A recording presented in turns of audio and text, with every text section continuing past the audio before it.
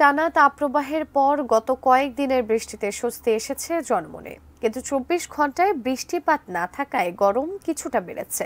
এদিকে থেমে থেমে হঠাৎ দমকা হাওয়ায় উত্তাল রয়েছে বঙ্গোপসাগর। পটুয়াখালী থেকে আরো জানাচ্ছেন প্রতিনিধি জাহিদ রিপন।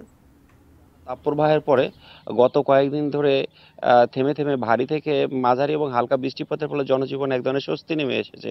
কিন্তু গতকাল থেকে গত ২৪ ঘন্টায় আকাশ অত্যন্ত পরিচ্ছন্ন এবং রৌদ্রোজ্জ্বল ছিল।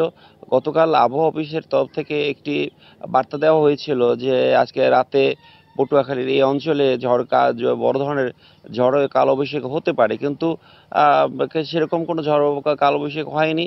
এবং এখন আজকে সকাল থেকেই বেশ রৌদ্রোজ্জ্বল আকাশ রয়েছে এবং আকাশে আসলে বৃষ্টি হওয়ার জন্য যে যে ধরনের ঘন মেঘের প্রয়োজন সে ধরনের মেঘের আনাগোনাও খুব একটা নেই এবং বৃষ্টি হবে বলে সেরকম আসলে এই মুহূর্তে বোঝাও যাচ্ছে না।